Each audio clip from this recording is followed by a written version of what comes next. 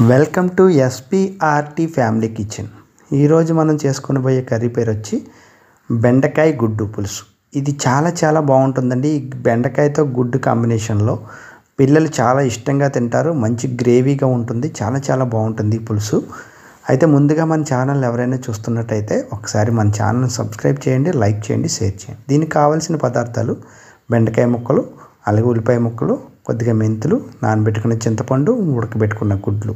వీటన్నిటిని రెడీగా పెట్టుకొని స్టవ్ వెలిగించి స్టవ్ మీద కడాయి పెట్టుకొని దాంట్లో కొద్దిగా ఒక 2 టేబుల్ స్పూన్స్ ఆయిల్ వేసుకోండి. ఆయిల్ వేసుకొని ఆయిల్ బాగా వేడైనప్పుడు ముందుగా మెంతులు వేసి బాగా ఫ్రై చేయండి. ఆ మెంతులు ఫ్రై అయిన వెంటనే కొద్దిగా పచ్చిమిరపకాయలు, ఉల్లిపాయ ముక్కలు కూడా బాగా దూరగా వేగేంత వరకు ఫ్రై చేయండి. కొద్దిగా కరివేపాకును కూడా యాడ్ చేయండి. కొద్దిగా పసుపు అండి. అంటే ఇవన్నీ కూడా వెంటనే కాదు, కొద్దిగా వేగుతున్నప్పుడు వేస్తూ ఉండాలి. ఉల్లిపాయ ముక్కలు కొద్దిగా బాగా వేగాలి. ఒక 2-3 మినిట్స్ వేగిన తర్వాత బెండకాయ ముక్కలన్నింటినీ మనం కట్ చేసి పెట్టుకున్న బెండకాయ ముక్కలన్నింటినీ అందులో వేసి నెమ్మదిగా ఫ్రై చేయండి. ఇలాగ నెమ్మదిగా ఫ్రై చేయడం వలన బెండకాయ ముక్కలు విరిగిపోకుండా ఉంటాయి.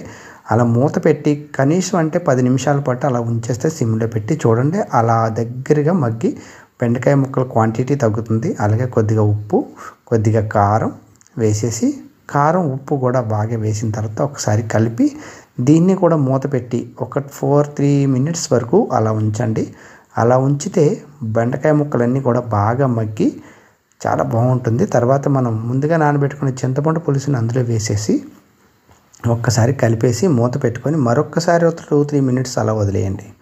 అలా వదిలేస్తే మూత తీసి చూస్తే చూడండి, ఈలోపు మనం ముందుగా ఉడకబెట్టుకున్న గుడ్లు పక్కన చిన్న ఫ్రై చేసుకుని ఇలాగా ఒక 2 గుడ్లని అలా ఫ్రై చేయండి. ఫ్రై చేయడం వల్ల బాగుంటాయి. అయితే గుడ్లకి అక్కడక్కడ రంధ్రాలు కూడా చేయండి.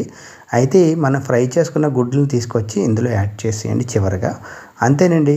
ఎంతో ఈజీగా, ఎంతో మధురంగా, కమ్మగా ఉండే ఈ బెండకాయ కూరని మీరు కూడా తయారు చేస్తారు కదా. చూడండి ఎంత కమ్మగా ఉంటుంది, ఎంత కలర్ఫుల్గా ఉంటుంది. పిల్లలు చాలా ఇష్టంగా తింటారు. ఒక్కసారి ట్రై చేయండి. అలాగే మన ఛానల్ ఎవరైనా చూసినట్టయితే ఒకసారి సబ్స్క్రైబ్ చేయండి.